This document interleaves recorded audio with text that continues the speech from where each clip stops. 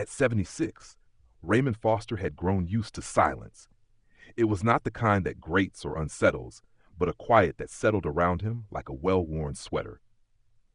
After his wife Helen passed and his daughter moved to Oregon with her family, the once busy house stood still. He lived alone now in the white bungalow they bought in 1982, the one with the creaky front steps and the tulip bed that still bloomed every spring, as if Helen had left a bit of herself behind in the soil. He wasn't lonely, not exactly. He read books, made soup from scratch, and went to church every Sunday. But life alone had its own set of challenges, ones that came not all at once, but in slow trickles. It started with a fall. It was a Tuesday morning. He dropped his favorite coffee mug, a gift from his granddaughter, and bent too quickly to retrieve the shards. His foot slid on the smooth tile, and he went down hard. No one was around to hear the thud. He lay on the kitchen floor for nearly 20 minutes, breathing fast, thinking he'd broken something. He hadn't. But that wasn't the point. That night, as he rubbed his bruised hip, he made a list on a yellow legal pad. Things I need to fix about living alone. First, he got rid of the throw rugs. Helen had loved them, but they were a tripping hazard. He replaced them with anti-slip mats and installed grab bars in the bathroom. He bought a medical alert pendant, the kind he swore he'd never wear. Pride took a back seat when the pain still echoed in his bones. Second, he realized he'd stopped locking his back door at night. It was a habit left over from living in a safer world. But safety wasn't something you gambled with at his age. He upgraded the locks, got motion sensor lights, and even took a self-defense course at the community center, mostly for the laughs, but partly for the confidence. Third, he addressed the pantry. Helen had been the meal planner, the shopper, the one who reminded him to eat more than crackers and cheese. Since she passed, he'd fallen into lazy habits, instant noodles, canned soup, a banana if he remembered. He bought a cookbook for seniors, big print, simple recipes, and learned to cook properly. He made a vegetable stir-fry one night and called his daughter just to say, "You won't believe what I made." She was delighted. So was he. Fourth came the doctor. He hadn't seen one in almost 2 years. "I'm fine," he always said, but aging had its own way of creeping in. High blood pressure, hearing loss, that odd tingle in his fingers. His new doctor was kind, young, and didn't make him feel foolish. "We're not fixing you," she said. "We're maintaining you, like a classic car." That made him grin. Fifth, Raymond tackled his social circle, or the lack of one. Most of his friends had moved away or moved on. He hadn't made a new friend in years. He joined a seniors chess club at the library, even though he hadn't played since college. He wasn't great, but he enjoyed the conversation more than the game. He reconnected with his neighbor, Clara, who brought him homemade jam in exchange for weeding her flower beds.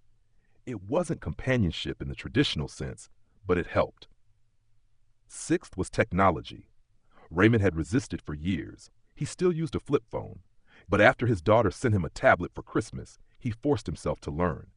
With her help, he set up video calls, email, and even learned to shop for groceries online.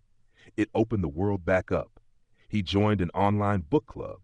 He watched documentaries, and sometimes, on lonely evenings, he messaged his granddaughter just to say, "Grandpa's still here." Seventh was transportation.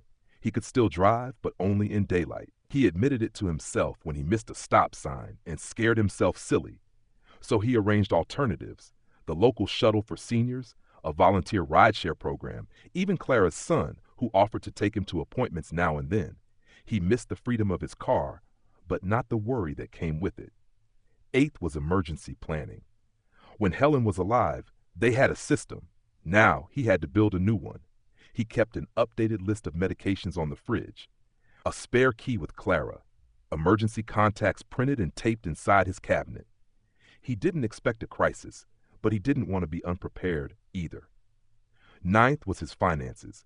He had always left the bills to Helen. After her passing, he'd paid things late, missed a few statements, and nearly lost track of his insurance. He met with a financial advisor at the community center. They sorted his accounts, set up auto pay, and simplified everything. It gave him peace of mind that no money was slipping through the cracks. 10th was mental health.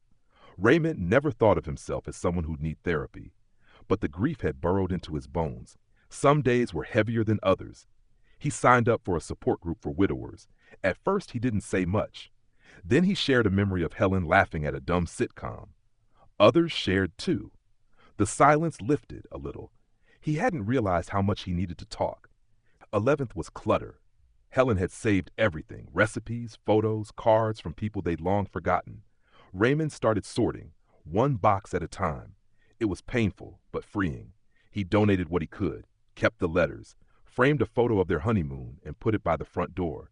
It helped the house feel less like a museum and more like a home again.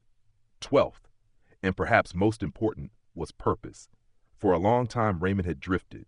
He wasn't working, that wasn't raising kids, wasn't needed in the ways he once was. But he found meaning in smaller things, teaching chess to a shy teen at the library, making soup for Clara when she caught the flu, reading to first graders at the local school once a week. He didn't need to be grand, he just needed to feel useful.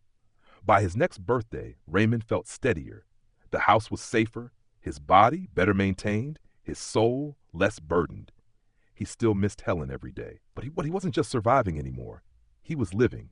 Alone, yes, but not isolated, not forgotten, not afraid.